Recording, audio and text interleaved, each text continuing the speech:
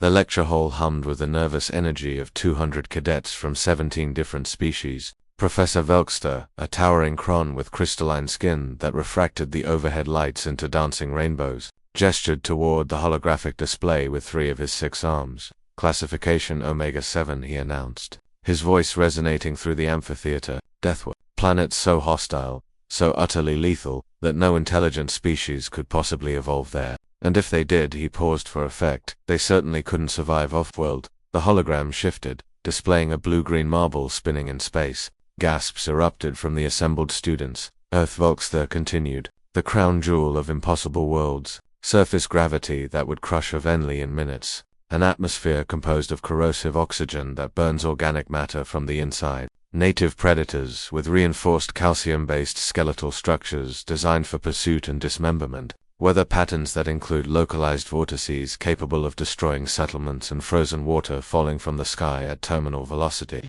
Daisy Chen sat in the back row, her human fingers drumming quietly on her datapad. Beside her, Oscar Martinez slouched in his seat, a knowing smirk playing at his lips. They exchanged a glance, the kind of look two people share when everyone else is missing the punchline. The radiation alone, the professor said, manipulating the hologram to show Earth's sun, would sterilize any spacefaring species within a solar cycle. Their star outputs electromagnetic waves across the entire spectrum, unfiltered. Can you imagine? Actually, Daisy said, raising her hand. The professor's primary eye swiveled toward her. Yes, Cadet Chen, Daisy Chen. She stood, and Oscar suppressed a chuckle. I'm from Earth, sir. We call our sun Sol, and honestly, it's pretty nice on summer days. The lecture hall fell silent. Even the ambient hum of the environmental systems seemed to pause. Velkster's crystalline face shifted through several colors: confusion, disbelief, then something approaching alarm. Impossible. Humans are classified as a non-contact species. The quarantine protocols were lifted 6 months ago, Oscar interjected, rising to stand beside Daisy. Oscar Martinez, also from Earth. Rio de Janeiro, specifically. Great beaches, terrible traffic, killer sunburns. A Venli cadet in the front row, her feathers puffing in distress, chirped rapidly in her native tongue. Her translator rendered it as, but the predators. The documentation shows creatures called bears that can tear through reinforced alloys. Sure, Daisy said with a shrug. We camp in bear country all the time. You just hang your food in a tree and make noise when you're hiking. Common sense, really, common sense. Velkster's voice pitched higher. Cadet Chen, the average Earth predator possesses strength ratios that exceed military-grade combat drones. Your species' response is ...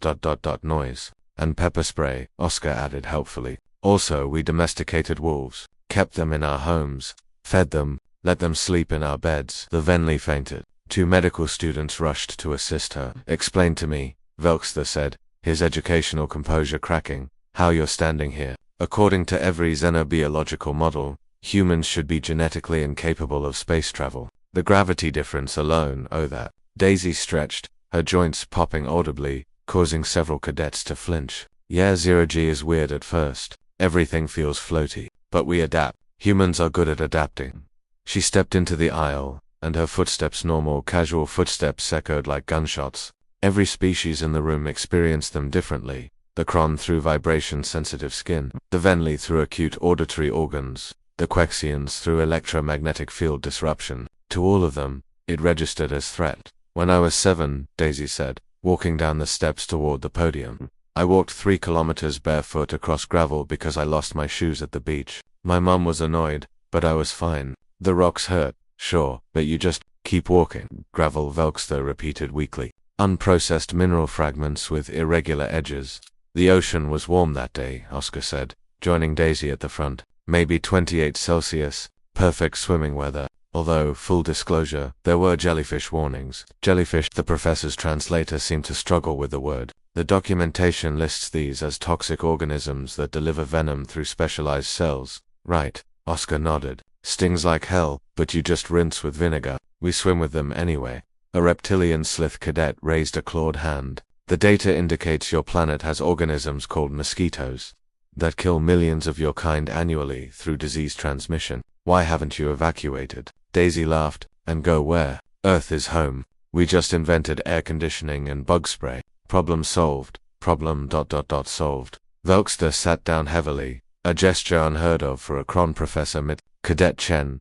Cadet Martinez, are you telling me that your species' response to an apex death world is air conditioning and bug spray, and vaccines, Oscar added, and antibiotics, and buildings that can flex during earthquakes, and underground shelters for tornadoes? And we get creative, Daisy interrupted gently. That's what we do. Earth throws something at us. We figure it out. The hologram still spun behind them, Earth in all its blue-green glory. Velkster stared at it, then at the two humans standing before his desk, breathing their toxic oxygen, bearing their crushing gravity as if it were nothing.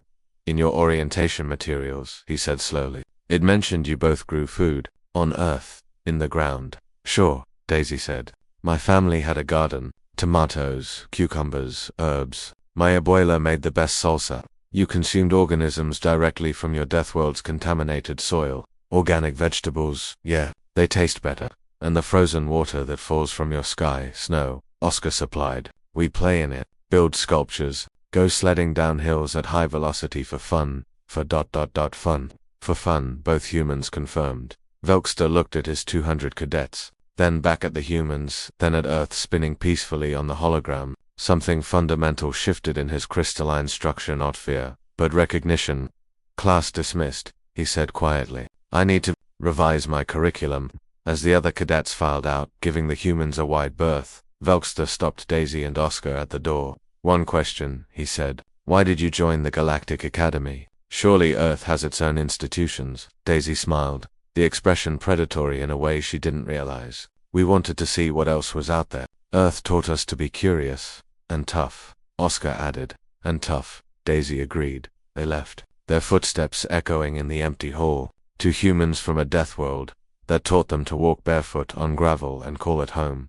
Behind them, Velkster updated his lecture files, adding a new classification, humanity species to approach with respect, caution, and perhaps a touch of fear. Not because they survived a death world, but because they thrived on it. And they had no idea how extraordinary that made them. Earth kept spinning on the hologram, beautiful and deadly, home to the only species crazy enough to domesticate its horrors and call them pets.